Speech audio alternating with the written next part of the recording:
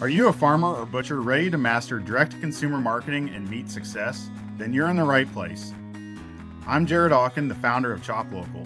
Each episode of this podcast features interviews with farmers and butchers who have built successful direct-to-consumer meat businesses, and they're going to share their secrets for success with you. From actionable tips to inspiring stories, this podcast has ingredients you will need to succeed in the meat business. After the show, be sure to subscribe, leave a review, and follow us on social. And check out the rest of our educational resources at choplocaluniversity.com. Now, let's turn it over to my business partner, Katie, to get started. Hi, I'm Sarah Scott, StoryBrand Certified Guide, and I am super excited to work with Chop Local University to be offering a StoryBrand Framework mini course. So we are going to have for 4 weeks in May, each Tuesday in May, a 4-week course on learning the StoryBrand framework. This is critical to growing your sales and your marketing success with your business. You're going to learn real-time application to see how you can create the best message for your best customer and attract more of those customers. So please join us in May for the StoryBrand mini course. Be sure to check out the link offered to get registered today.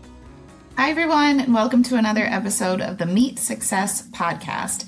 I am your host, Katie Olthoff. I'm the co-founder of Chop Local and Chop Local University, and I'm really excited for today's episode. I am joined here with Sarah Scott, who has spent most of her career working for Certified Angus Beef, which is a brand that I'm sure all of our listeners are familiar with. She spent most of her career there before pivoting into becoming a consultant for meat companies the last couple of years. So thank you so much, Sarah, for joining us.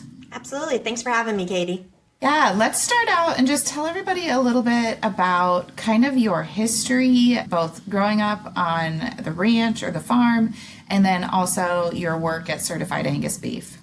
Sure, absolutely. I will try to hit the highlights, not take too much time of my background and so forth. But I'm a ranch kid at heart, so I grew up on a cow-calf and stocker operation in Northern California. Family operation that's still in business today, operated by my parents and my brother's family. And throughout that time, I just really had a passion for the beef industry in particular, and went on to Oklahoma State University, got my degree there in agribusiness and marketing, and didn't really know what I wanted to do next. But I knew I wanted to do something in beef, but kind of was wide open to the options. And an opportunity came up at Certified Angus Beef. So I moved to the beautiful town of Wooster, Ohio, which is just south of Cleveland, if you're familiar with Northeast Ohio, where Certified Angus Beef is based out of. Their corporate offices are there. And started within their marketing team and spent a lot of time within the middle of the country, the East Coast, across Canada, working with organizations and helping them market Certified Angus Beef. So I learned quite a bit about kind of the packer forward, so from packer to end user and consumer marketing, distribution, retail, independent operators, and really large scale operators. So spent time on the marketing side of the business at Certified Angus Beef, then eventually moved over into business development with them, working, within a territory and so forth, directly with operators every day and chefs and sales reps, once again, throughout different parts of the country. And spent the last 5 years of my career at Certified Angus Beef as the vice president of food service. So got to work within the team there to develop strategic planning for the Certified Angus Beef brand, and really getting to be at the forefront of seeing what it takes such a large global brand to continue to stay ahead, stay relevant. Certified Angus Beef is the first branded beef program. It's by far the largest and most recognized, but that only comes because of working so hard to really stay on your game. So I had that opportunity, and then while I was there in that vice president role, spent time with the world's largest food service distributor, Sysco Foods, and then, of course, the other big players in the United States, U.S. Foods, Performance Food Group, and seeing what it takes in those type of operations that go nationwide and globally to offer a branded beef program, and everything from warehousing it to selling it on the streets to a restaurant and so forth. So have a pretty good understanding of pasture to plate, all the steps along the way. Today, my husband and I and our 2 kids live in Southeast Kansas, where we have a cow-calf operation. So I'm still very much in industry today on a personal side, but really do enjoy helping folks take their knowledge from the meat industry and apply it to consumer needs, consumer demands, and what's really recognized there. It's so interesting to me because, CAB, Certified Angus Beef, like I said, is probably recognizable to most of our listeners and viewers here. And it has a great brand reputation for being high quality beef. But it's certainly not the only high quality beef out there. And one of the things that I've noticed when I talk to farmers and butcher shops and they're working on their marketing is that they also talk about their premium quality, about their, it's well marbled, it's high quality meat. That is a talking point that shows up in marketing over and over and over again. But Sarah, since you and I've connected, I have seen you post some things on LinkedIn and different places that say it's not enough just to say that you have high quality beef. Like, that is not enough to entice people to make you their preferred choice when they are purchasing beef or whatever that meat may be. Can you talk a little bit more about what you mean by that? Why isn't that enough? People want high quality meat, don't they? So why is that not an effective marketing message, or how can you make it more effective, I guess? Sure, no, and I appreciate that. And that's certainly something I'm very passionate about. As a beef lover and a lover of the industry, I think what we have been able to achieve as the cattle industry in such high quality product that hits consumers' needs is truly phenomenal, right? The number one reason consumers purchase beef is because of taste. There's just no denying that. And kudos to today's farmers and ranchers out there producing beef that have delivered, where the grade out continues to improve and your chances of having a great eating experience with beef based on taste alone is phenomenal. And that really, I think, is a testament to the economics of it and consumers wanting a higher tasting product. And over the years, that's just continued to improve and improve. The flip side of that, too, is there's more branded beef programs today than there ever has been before. And whether that's programs that are recognized with the USDA or private label programs, there just is not a lot of marketing there in just commodity beef, right? There's a lot of brands. And then therefore, a lot of brands taste great and have high quality because that's the nature of what the industry is producing today. I mean, we've got phenomenal grade outs. And so the premium is there, the taste is there, and you have to have it. But now, if you're a brand and you want to go out and talk about your product and your reputation and what you deliver to your customer, it has to be more than just taste and premium, because that's table stakes today. And really, that is challenging, though, when you're so close to your product, your brand, your company, because you're like, this is a great item and I want to get out there to consumers because I know they're going to enjoy it. Well, it takes more than that today to have an edge. And, I've spent quite a bit of time in beef marketing while I was at Certified Angus Beef. And while I was there, I was exposed to and worked directly with StoryBrand formatting and understanding that framework. And I knew when I went out and opened up my own shop about, 18 months ago now, a little over a year ago, that StoryBrand was going to be critical to that. Because that is truly how you talk about your product or your brand in the form of not just story, but in the form of a message that your customer understands. And when you're so close to your product or your brand or your company, it is very difficult to create a message that is meant to meet somebody where they're at, which is not familiar with what you do or what you offer. And so connecting those two is really where that StoryBrand framework comes into place. And that is a framework that I utilize with my clients. And we utilize while I was at Certified Angus Beef, and I believe they still do today. But it is really, how do you talk to your customers about your product or your brand through the form of story, but really in a message that they understand and is clear, concise, and repeatable. Yeah, I love that because I think, you know, brands like CAB or even the other private label grocery store type things that you can get at the grocery store, they typically have a marketing team behind them, whereas most of the farmers and butcher shops that are listening today do not. They might have a consultant that they work with. They might have someone that helps run their social media or things like that. But typically they don't have a marketing team, right? Most of the farms and butcher shops that I talk to are so entrenched in the everyday business of what they are doing, and they know their meat so well, and they know why they think that their meat is fantastic, usually because it is a great eating experience, and that sort of thing. But it's sometimes hard for us to think about it from the perspective of the consumer when we are the type of people who've always had a quarter of beef in our freezer or, aren't purchasing at the grocery store, aren't making the decisions about which beef should I buy at which price point and which one makes the most sense for my family and that sort of thing. So I love that you're able to give these businesses that perspective more from the consumer side of things. And I also love that you brought up StoryBrand because several years ago, I'll give a shout out to the Hitsfield 7 Sons. They have a very successful direct-to-consumer farm in Indiana. They have a podcast. I think it's called Food Wars now, but it used to be called Gray's Cast, I think.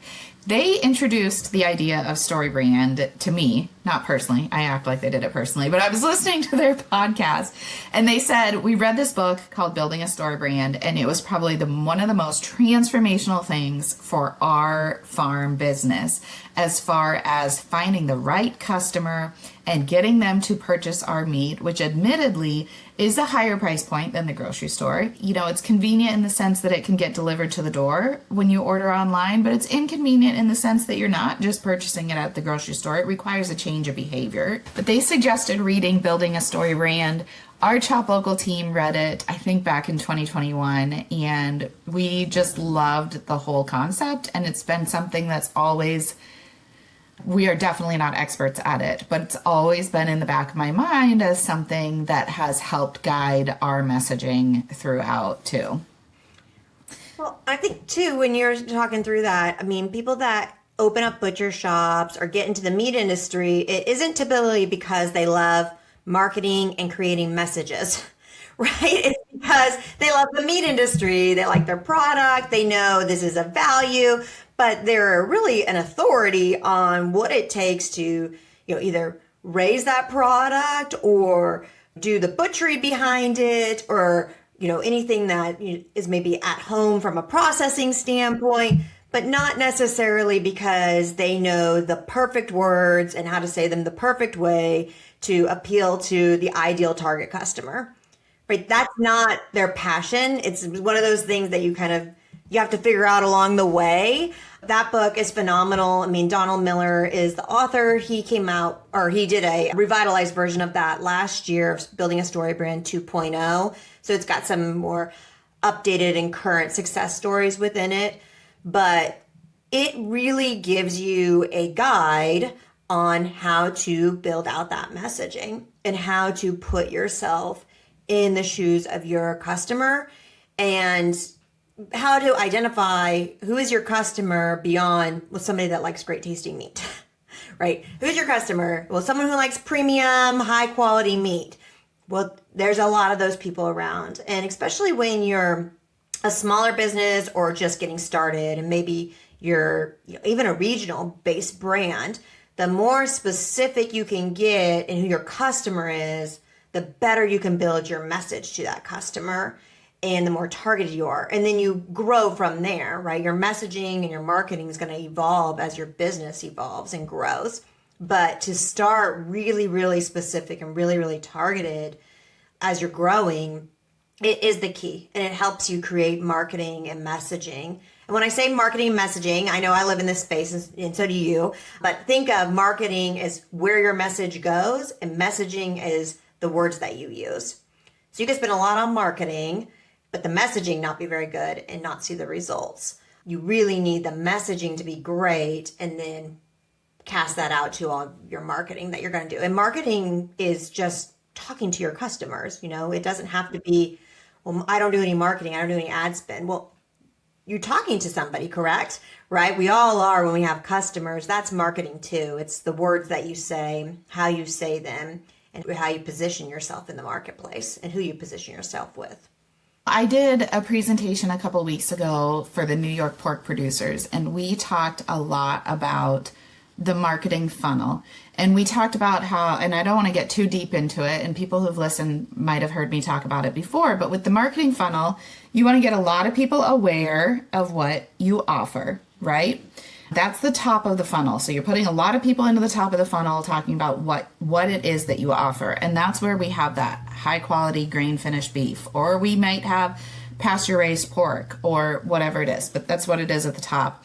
Then the middle of the funnel is where you're trying to convince them. You're trying to move them down through the funnel so they don't get stuck and convince them that they should purchase from you. And this is where I think that StoryBrand comes in as a really helpful tool, because the example that I gave is you're in a local Facebook group and somebody says, I want to buy a quarter of beef. Where can I buy a quarter of beef? And all of these farmers post their response, I've got a quarter. I live here. I have a quarter going in May, But that's it. That's all they're doing is telling people what they offer. I've got a quarter of beef available. And they're not using any messaging or story whatsoever to help people decide this is why my quarter is right for you versus the other farmer's quarter of beef. And so, like I said, that's where I feel like StoryBrand can help help you develop those messages that are really going to help people move through the marketing funnel and decide to become a purchaser of your product. Absolutely. And I think sometimes people that maybe aren't as familiar with marketing or hear the word story, they think, oh, fluff, or I'm not telling them something that's real, or I just want to give them the facts.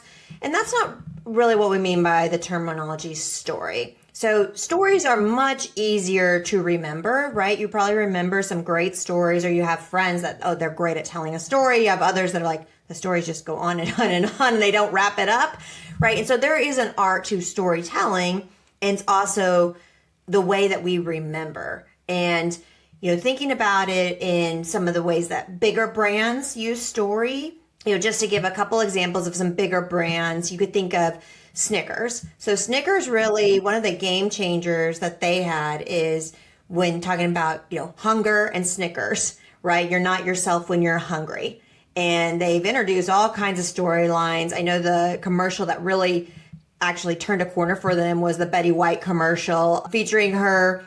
And it's like, you're not yourself when you're hungry, grab a Snickers. And that's more than it's a chocolate candy bar, right? And you need a candy bar. They were telling a story there and you remember it. You think of the same thing, like nearly all the major insurance companies do the same thing. And I mean, you have people that are dressing up as mayhem for Halloween at times, and all the different storylines you have there. It's memorable. And it shows people very clearly what happens as a transformation when they purchase your product or service. Go back to the Snickers bar example. You're hungry, you're not yourself. You have a Snickers, you turn into yourself. You're you again, right? And that is very simplified messaging. And now Snickers is a huge, huge brand, right? And you might say, well, I don't have the marketing dollars for that. But the same principles apply. And that is the StoryBrand framework. Really is kind of, if you look at that framework, it's a little bit of a fill in the blank. I am a certified StoryBrand guide. That was one thing I wanted to make sure I got all my training in and tools and resources so I can help clients build their messaging. So I do quite a bit of that today, through it with either small teams or individuals one-on-one and help them build their core messaging. And when they say who their customer is, pushing very further, back to the Snickers bar example where our customers like chocolate. Well, no, your customer, we're going to really target somebody that's hungry and wants something that's easy and tasty that solves that hunger problem. And that's a Snickers bar. So there's some fun and some parallels there. And so the StoryBrand framework helps walk through that. And when you start talking about marketing like that, your marketing decisions truly become business decisions too. And that might change how you package and sell things. If you're selling in bundles or as individuals, if you're really marketing by the steak or by the patty or by the pound or by the quarter, right? That depends on who your target customer is. So then your language reflects that. It's just a good thought process, especially when you're so passionate about what you do, which I know many of your audience members are. We all are. And so it's sometimes nice to be able to follow something that helps take you out of you as the business owner or critical team member every day and puts you in, okay, what are our customers seeing? When I think about different examples in meat, and I love that Snickers example, but when I think about applying this to the farms and butcher shops that I work with, I do think sometimes it is easier for farms who have different marketing claims. For example, grass finished or pasture raised heritage breed pork, that is a little bit different, easier maybe to differentiate who exactly your customer is versus the farms that, again, going back to that high quality grain finished beef, especially in the Midwest, we have so much of that. And so it's hard to say, okay, but why should I buy yours versus somebody else's? You and I, in another conversation, we talked about Ford trucks, and this idea of why do you buy this truck versus a different truck? Sometimes it is because you have a dealership close by that you know and you trust, but Ford doesn't say, hey, we have the whitest white trucks out there, right? Or we have trucks, right? They have the built Ford Tough, and the imagery is all these trucks out there splashing through puddles and going over rough terrain and things like that. So they have that story too. And I think it's important to your point that it doesn't have to be something, when you think about the Mayhem commercials or even Flo from Progressive or the Snickers commercials, like those are super memorable. You don't have to create something like that with a big marketing budget, but it does really help to know, okay, I am targeting people who want a tough truck that they can drive on rough terrain, like farmers or like a construction, in a construction zone or something like that. And that's where I think farmers and butcher shops ranchers can really start thinking about, this meat is perfect for a person who X, Y, or Z, and then you carry that message throughout and it can make a huge difference in their marketing. Sometimes that can be a little challenging when you're maybe starting with a blank sheet of paper of who are we targeting? What does this look like? An exercise that I do with my clients is have them think of who are their customers today. So if you're an established business, who are your customers? And put them into 3 buckets of, good, better, best, or we have these customers, we'd be okay if we never sold to them again, or this is our rock star customer. And then we take it a step further and say, okay, who's your best customer today? And if your best customer this is who we're making the best profit margins on, okay, well, let's talk about them. Or they might say, no, our best customer is this one because of how they approach our business. They ask these questions. We have this kind of relationship with them. This is it's more of a partnership than it is a customer and a vendor sort of thing. And start listing out those attributes, those qualities. What's that relationship look like that you have with them today? And if you had 100 more or 1,000 more customers that look like them, would that be a great day? Would that be great for your business, or would that be overwhelming? Right? And so sometimes it takes a minute to just figure out what it is that you really need and want as a business. But if you already have a customer mix, you're already an established business, and you're saying, this is the customer we have today, this is where we need to go to sometimes. So that's what I like to do with clients, is help them think through, who are they currently selling to today? Who would they like to be selling to more? And don't think about it as much of right into the demographics. Yes, you can get there eventually, but think more about the relationship, why they buy from you. If I called them today and said, hey, why are you a customer of Katie's farm? And they said, well, because we love Katie. She's the best. She always tells us this. That's great. use that information. And then, it might be 2 minutes in the conversation, they say, well, it's because it's pasture raised pork and it has these features and benefits. We so often want to lead with features and benefits, but that's not necessarily the story you want to go out with your customer right out of the gate, because that's probably not why they're telling other people to buy from you initially.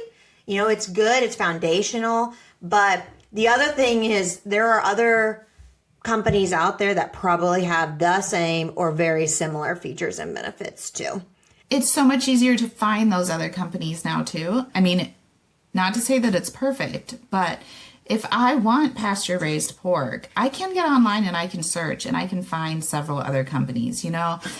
I think before the pandemic, there were a handful of places that you could order meat online. Omaha Steaks, Butcher Box, a handful of others maybe, but there weren't a lot like there are now. And then if you wanted to buy directly from a farmer, you went to a farmer's market, right? Or maybe there were a few on-farm stores.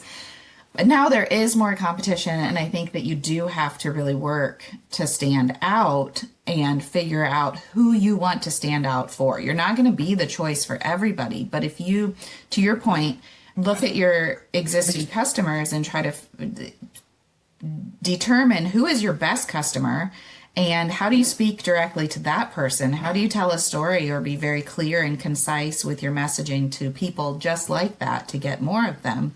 That can really be helpful. I have 2 clients that I'm doing some marketing for, one of which has a more specific product production practices, claims, that sort of thing. And he's also super authentic in his marketing. Part of his messaging is that you can get to know him and he will help you figure out what you need for your family. He will answer all of your questions. He will tell you all about the ranch. It's very open and transparent. And that's part of his marketing messaging. That's part of his positioning.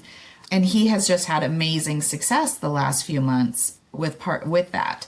We've talked about StoryBrand. Like I said, I'm not an expert, but we've started to talk through it, and he's read the book and he's worked on his story and how he can kind of fit his marketing into that framework. And it's been great for him.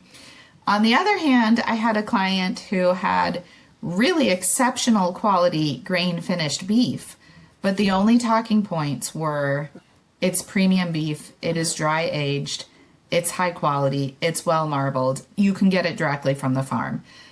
That's just, like you said earlier, it's just not enough anymore because there's too many other places that you can get it directly from the farm like that. So your client that you're mentioning that is really transparent, very authentic, he's not marketing to the super busy working professional, right? That just needs to grab and go. And so he's being more targeted of, I'm marketing to somebody that values knowing lots of information, that values a conversation. And so really marketing that and leaning into it, versus you might have others that they just can't operate that way, or they don't want to operate that way to be, transparent, or not to not be transparent, but they don't want to operate in a way that's at a very high one-on-one relationship level of information. They want it to be a little bit quicker transaction. And so if they're serving and marketing to somebody that's looking for that and looking for almost a bulleted style information versus a paragraph style information, then that's who they need to target. And there's room for both. What the expectation is, though, for the vast majority of consumers today is high quality, premium, and this is going to taste great. I'm already envisioning it's going to taste great before it gets to my doorstep or before I pay for it, right? Like that part of it is baked in to the expectations right out of the gate. So having something beyond that and knowing what that is.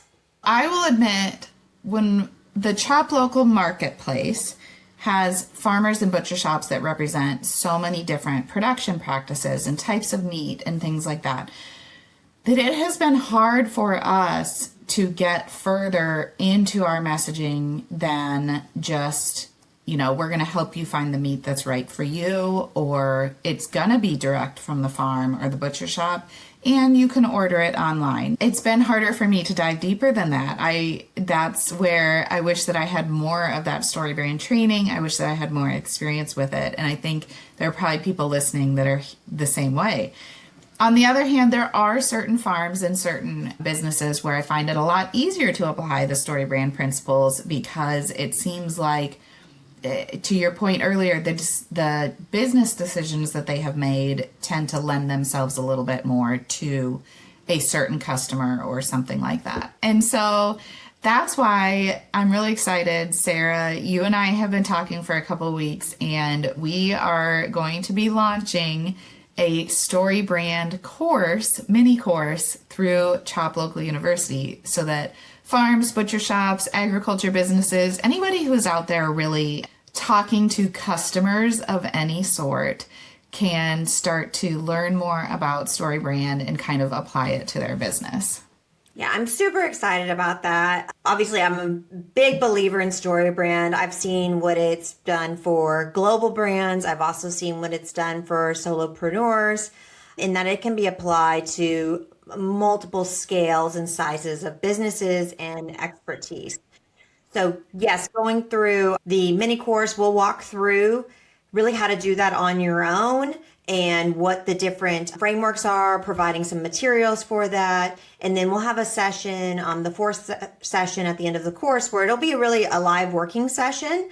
So if you want to take this course and you're like, I am building out the messaging for my business, that is what is happening throughout this course, then we can go through it live on that final session and really talk through your draft and where there are some opportunities and where maybe a fresh set of eyes. Because I do think it is extremely difficult to market yourself and your own business because you're so close to it, right? You have what I call the curse of knowledge. You just know too much about it all to see it from a fresh lens. It's like trying to, forget how to tie your shoes. You just know it and you just do it. And this course will be really excellent for folks that are wanting to do it in their own business, or if by chance they help other businesses, how do you apply the framework? And so I'm really thankful that you presented the opportunity through your university program. I think that's a great offer for your audience, for people that want to go through and really have that DIY approach, but with some guidance along the way in a proven framework that has worked through all different business types and sizes.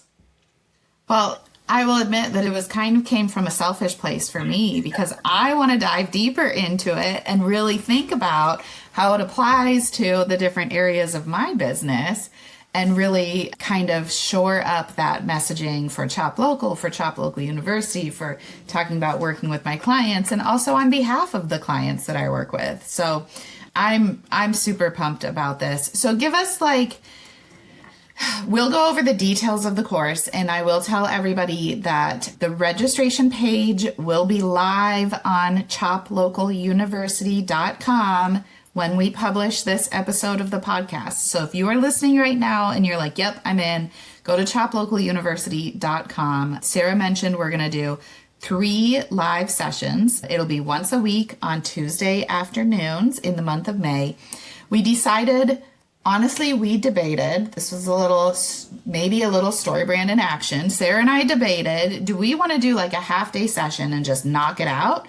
Or do we want to do a 1 hour session with a week in between? We thought about our audience and who might be the customers for this, and we decided that you all might want some time to sit and digest and ruminate on these ideas.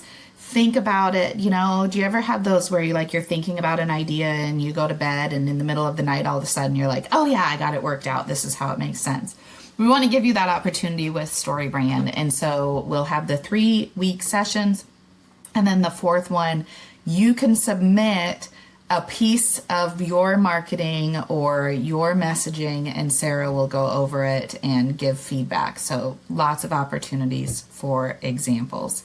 So Sarah, give us just a brief overview, because we're going to get way deep into it. We've been talking about why it's important to differentiate yourself and make it simple for customers to understand what you offer, why they should buy from you.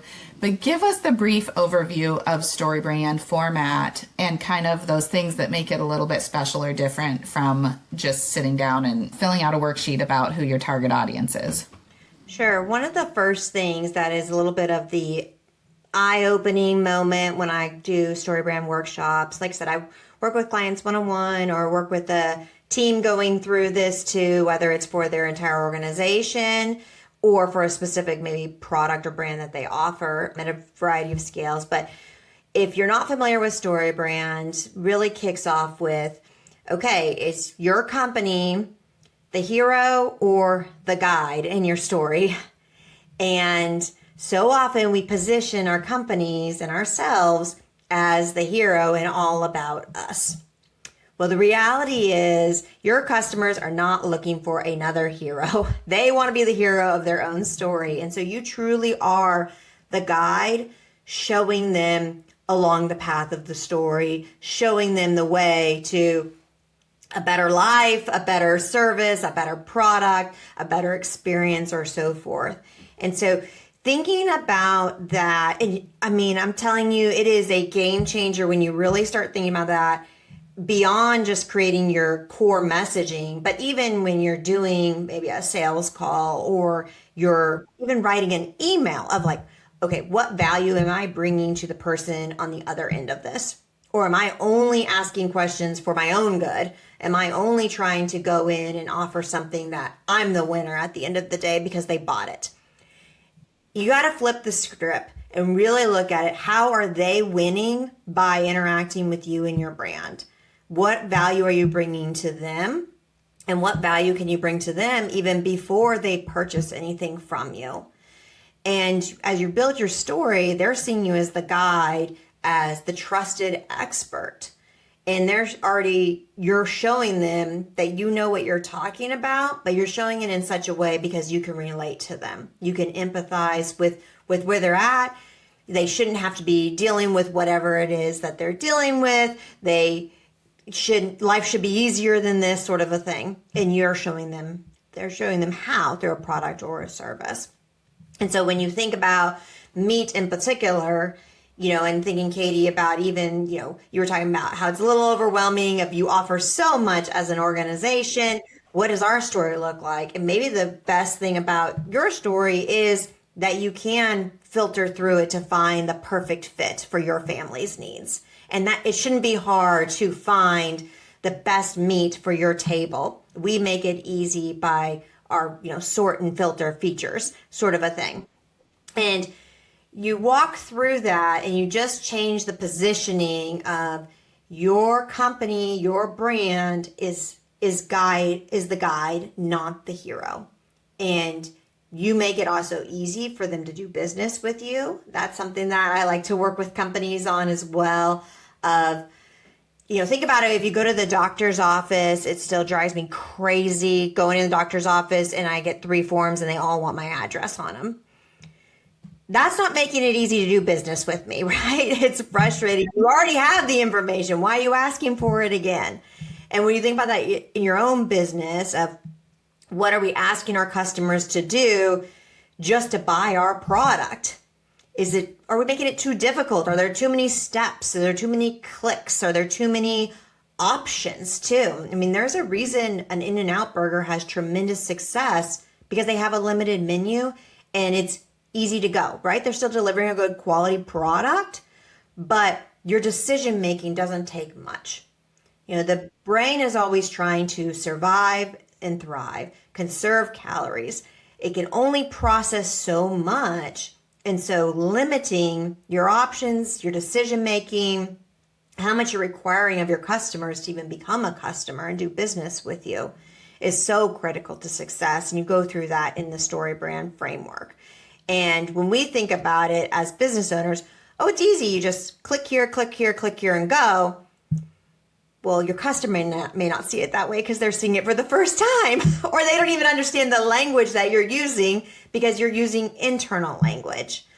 That's a big one. I wish that you could like see a mind map of all of the ideas that are flowing through my head right now because like everything that you said in that last section, I wanted to be like, but what about this for Chop Local? And then I was like, but what about this for my other farmer over here that like, how do they handle it, and how do we narrow it down then? And I mean, there's so much to unpack here. And to your point of like, these become business decisions for you, and you start thinking about your best customer and how do you make them the hero. So just some quick examples of that, which I know these are very surface level, but I think about like if your best customer is a busy mom like me who can't even make it to the farmer's market, and a lot of times they are looking for the easiest options to get meat in front of their kids that their kids will actually eat, then maybe that translates into more of like,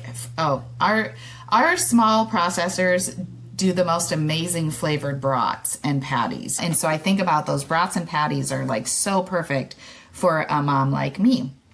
But then you have people that are, super health conscious, want grass finished beef or something like that. And so they have a little bit different, there's a different way for you to help them become the hero. It's that they're going to feel good about the meat that they're eating and feel like they're meeting their health goals by purchasing meat from you, and you can make it easy for them. That's where we kind of get into this idea, we have customers who are meat smoker enthusiasts. Whenever I say they're smokers, like I have to specify. They are people who love smoking meat, and they want something that's really cool to kind of show off to people. And that's a little bit different of a story as well. So those are just a few of the examples that popped into my head as you were talking about kind of making the customer the hero and helping them be the hero.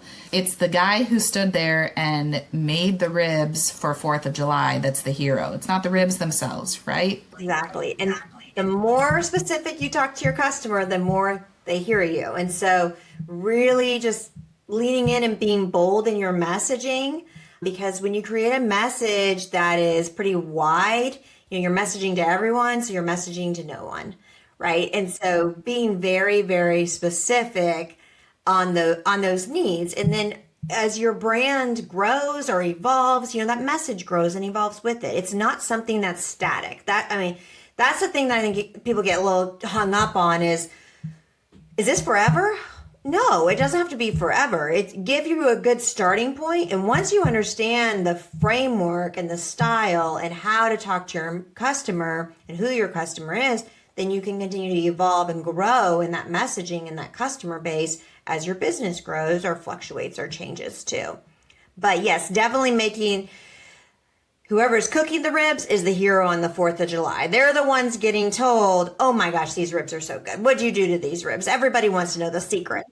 And so if that is your customer, play that up. People who are seeking that out and they have the epic parties and they want the meat to be the star and they're the star, play that up in your marketing and your messaging, and you're really speaking to that audience. If you're speaking to the busy mom, play it up on how long it takes to prepare the meal from start to finish, how easy it is, click and go for online delivery. Maybe that's where you play up your subscription-based model too. And we make life easy so you can feel good about the food you feed your family. Those kind of things too. For me, it's fun to riff on this kind of stuff. I love it. And that's why I'm so excited about the course, to be able to offer it to folks that are just looking for a little extra help or guidance within their marketing and messaging. And they know their core product, they know their brand in and out, but they just need to get it finessed and maybe just get a little excited about, okay, this is my customer. This is really where I'm going to go after it, and giving them a framework to follow through that. That's what we'll do in the course. That's what StoryBrand's all about. We'll take it step by step all the way through. Then, of course, with the option of if you want some real-time feedback, I'm happy to provide it. And having the weeks in between, I think, are really nice. That way you're not just frantically, taking notes or trying to brainstorm during the sessions. You can go back and watch the recording. You can go back and just really think through that even further. Yeah, no, I'm a big fan of that too. Even if I don't feel like I'm actively thinking about it, on a topic like this, I think giving people an introduction in week one, they're going to start seeing StoryBrand everywhere. You know what I mean? Not that they're going to see StoryBrand, but they're going to start watching a commercial and go, oh, that's the story, right? That's the hero, that sort of thing. And so I think that this format is going to be great too. And I'm really genuinely excited to hear the different stories that come out of it. Because to your point earlier about my client who's having a lot of success, you're right.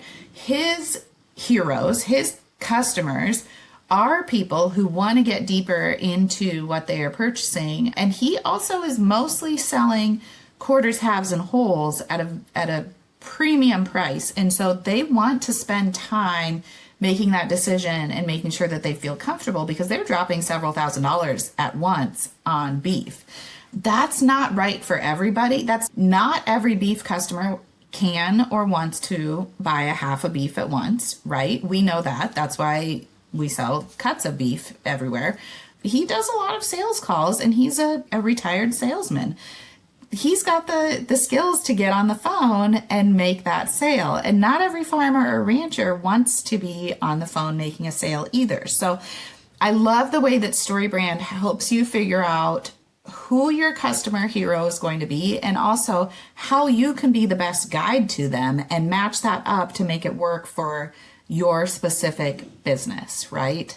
It's also made me think a lot. StoryBrand has made me think a lot about Chop Local University and how, I didn't realize it when I was saying it at the beginning, but I talked about how our farmers at butcher shops work so hard to produce this amazing meat, and they are in the day-to-day producing meat.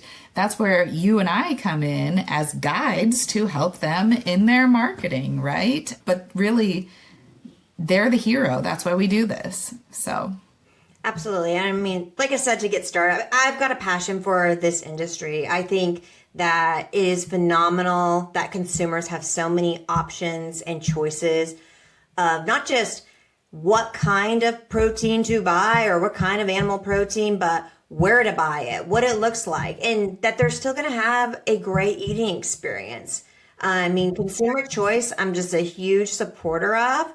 And I also think there are times to see, for me as a consumer, right, I'm a busy mom as well. Like, it's hectic around here all the time and we're got to grab and go and figure out dinner and so forth pretty quickly.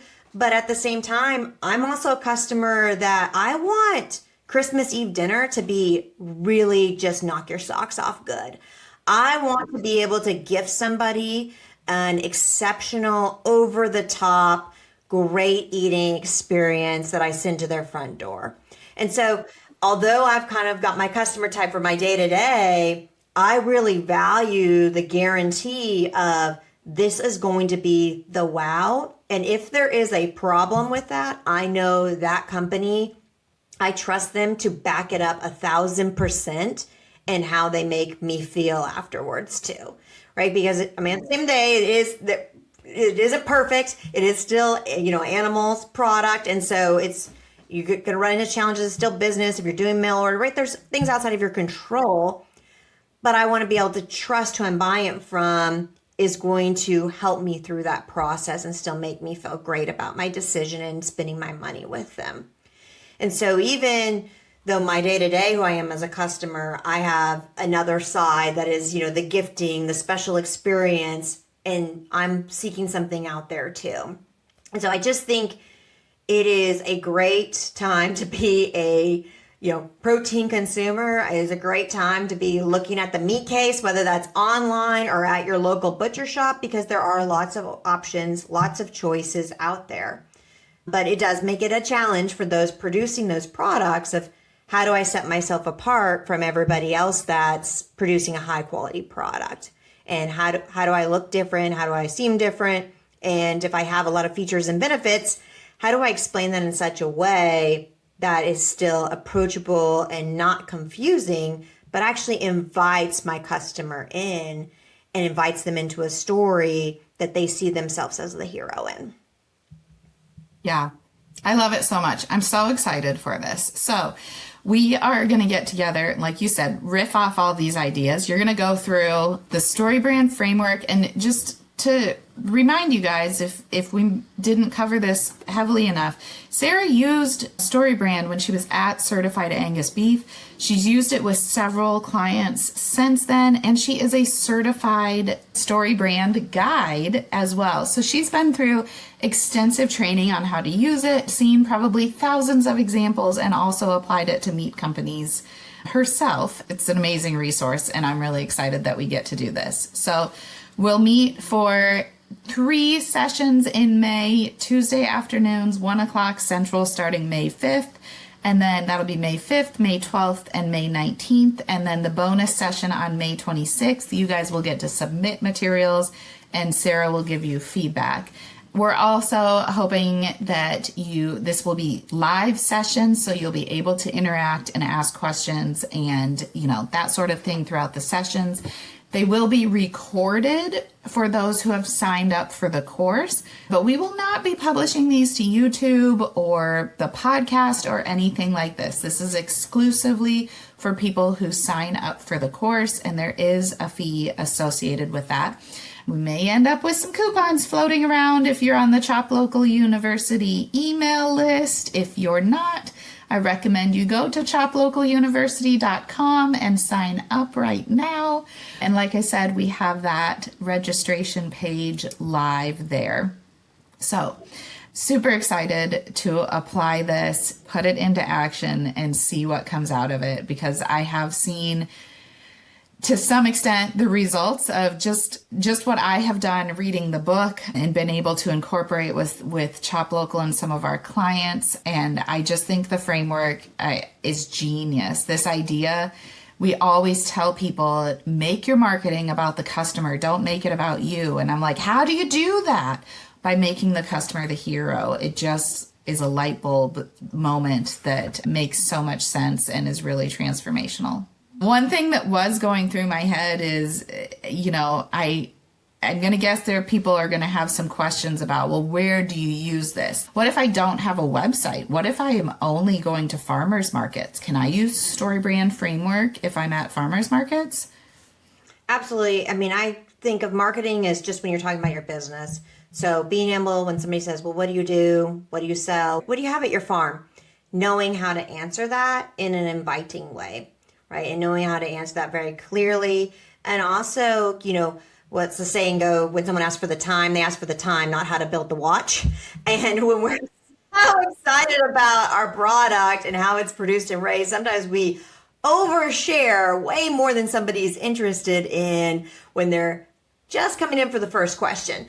So taking people through that, I think is great, but it's really just how you talk about your business, your brand, your goods, your services, your products, and so forth. And whether that's through word of mouth, standing at a farmer's market, or if that is through a robust marketing, digital campaign. There's a lot of different formats that it falls into.